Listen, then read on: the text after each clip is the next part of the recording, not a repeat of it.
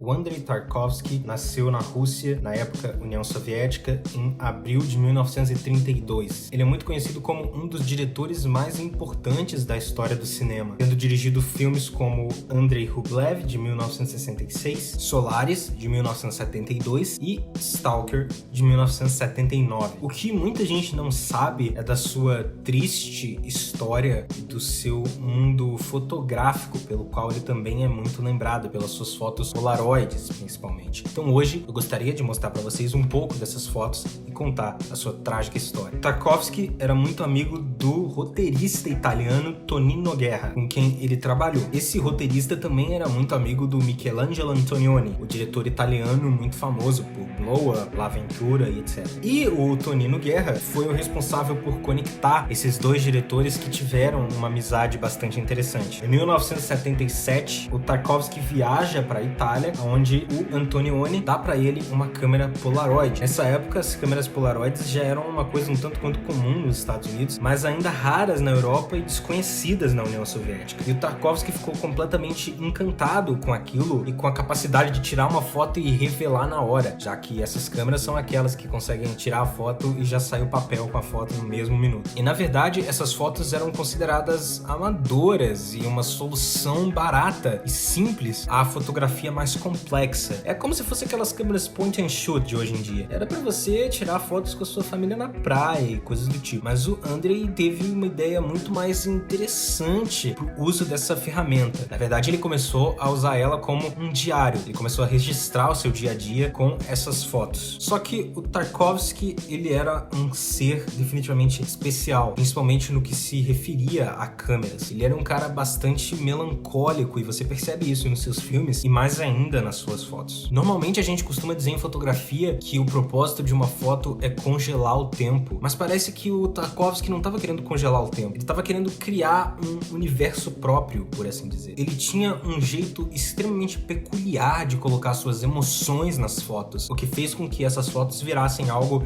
extremamente único. Depois de inúmeras brigas com o governo soviético, que não o financiava da maneira apropriada, não dava dinheiro suficiente para ele fazer os filmes e queria censurar os filmes dele e fazer cortes que ele não autorizava, ele decidiu fugir da União Soviética, procurando exílio justamente na Itália. Em 1979, ele tira as suas últimas fotos na Rússia, justamente o ano em que ele grava Stalker, que é talvez o seu maior filme. Essas fotos têm basicamente a sua família como objeto principal, sua mulher, seu cachorro e seu filho. São definitivamente as suas fotos mais fortes e mais emotivas. Ele não sabia quando ou se iria ver a sua família de novo. E consegue transmitir essa agonia de forma extremamente poderosa para suas fotos. Elas são mais do que fotos melancólicas. Elas realmente mostram a alma de um homem que tá vendo algo que ele ama, talvez pela última vez, e ele sabe disso. E ele não estava tão enganado. Ele só viu o seu filho de novo anos depois, quando ele já estava para morrer. Ele ainda dirigiu 2 filmes fora da União Soviética: Nostalgia, de 1983, e O Sacrifício, de 1986. E no período em que ele gravou esses filmes, ele também usou sua câmera Polaroid para tirar fotos dos sets de filmagem. Essas já não são mais emotivas e parecem demonstrar uma certa distância do autor com o sujeito das fotos. Depois que as gravações de O Sacrifício terminaram em 1985, o Tarkovsky foi diagnosticado com câncer de pulmão. Apesar de ser difícil conseguir ter certeza de como isso aconteceu, os médicos achavam que ele tinha contraído a doença justamente no set de Stalker, o último filme que ele gravou na União Soviética e muito provavelmente seu filme mais importante. Eu acho extremamente